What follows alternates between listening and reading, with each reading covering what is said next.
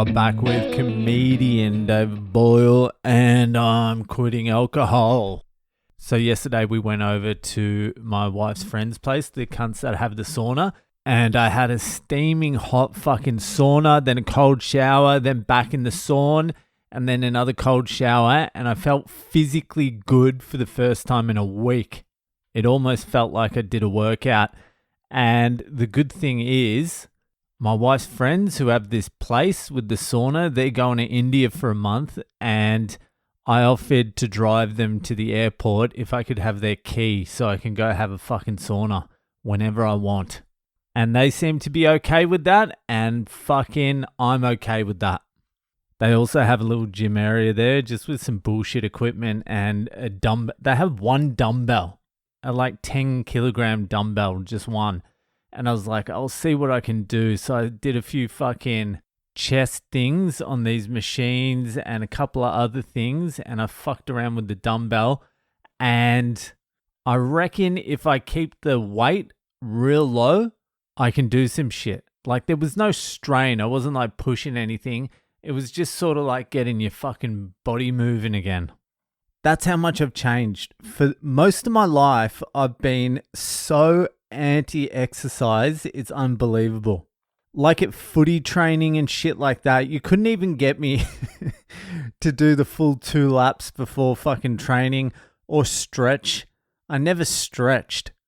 They're like, touch your toes. I'm like, I'll fucking do it later. I never even tried stretching.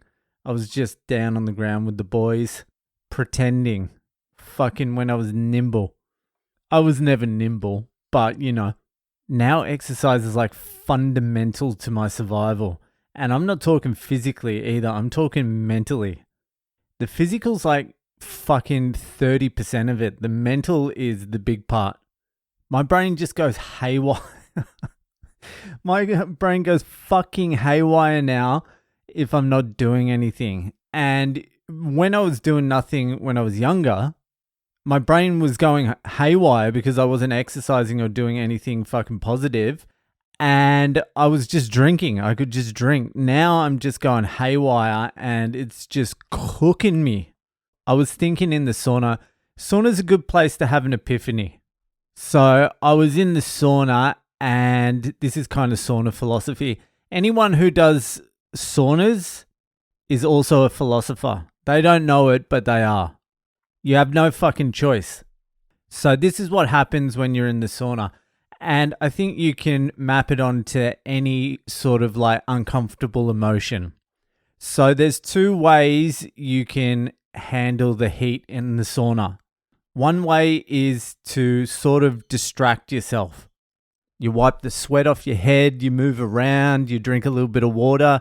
You're just distracting yourself from the uncomfortableness for only split seconds. It's only a split second or a second or whatever, but it's enough to distract you from the pain you're going through.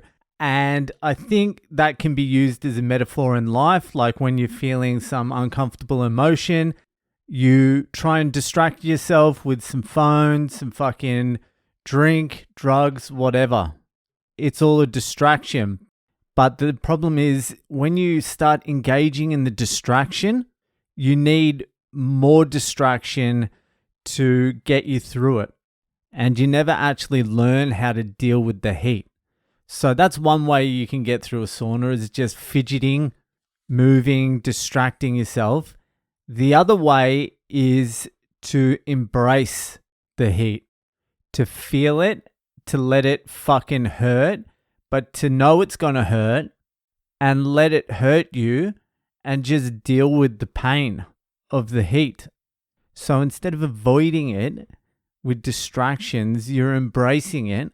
And when you do that, also that can be mapped onto life as well. Instead of avoiding difficult things, just embrace it, do it, whatever.